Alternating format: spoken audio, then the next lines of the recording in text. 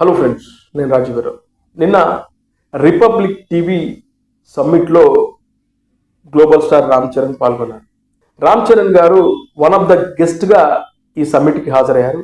అక్కడ అమితాబ్ బచ్చన్, అనిల్ కుమార్ లాంటి హెమాహెమిలు కూడా ఈ సమ్మిట్కి హాజరయ్యారు. అయితే ఇక్కడ రామ్ చరణ్ గారిని ఈ రిపబ్లిక్ టీవీ న్యూ ఏజ్ మెగాస్టార్గా అభివర్ణించింది. చాలా గొప్ప విషయం. ఎందుకంటే రామ్ చరణ్ రియల్గానే న్యూ ఏజ్ మెగాస్టార్, దానిలో డౌటే అక్కర్లేదు.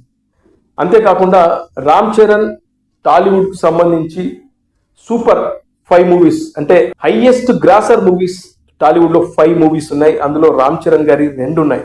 ఒకటి RRR, ఒకటి పెద్ది. టాప్ 5లో రామ్ చరణ్ గారి 2 మూవీస్ ఉన్నాయి. అదేవిధంగా రామ్ చరణ్ గారు మాట్లాడిన మాటలు కానీ నిజంగా చాలా ఇన్స్పైరింగ్గా ఉన్నాయి. ముఖ్యంగా చాలా క్యాలిక్యులేటెడ్గా మాట్లాడాడు.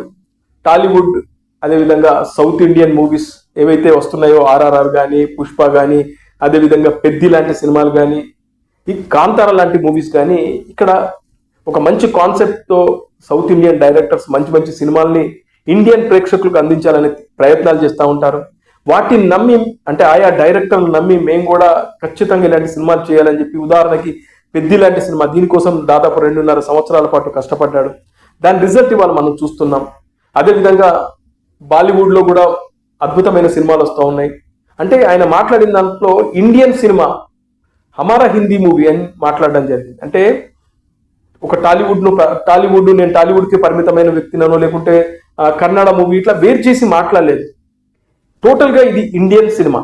ఒకప్పుడు ఎవరికారు రకరకాల వుడ్లు ఉండేవి, ఇప్పుడు అవన్నీ ఏమీ లేవు.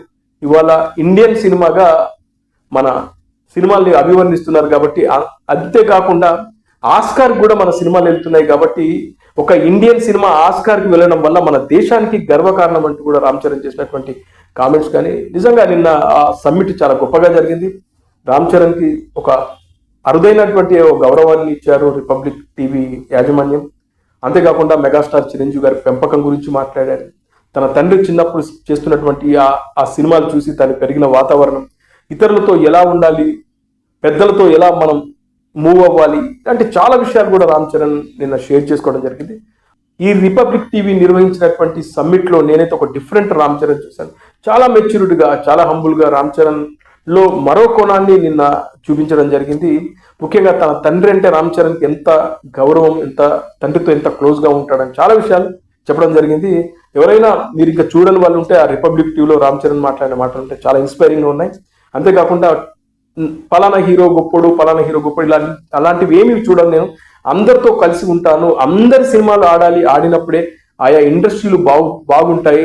అంతేకాని ఒకరిద్దరు సినిమాలు ఆడినంత మాత్రాన దీన్ని నమ్ముకున్నటువంటి కార్మికులు ఉంటారు, ఎంతో మందికి ఈ సినిమాలు ఉపాధి అని చెప్పి చాలా గొప్పగా మాట్లాడు.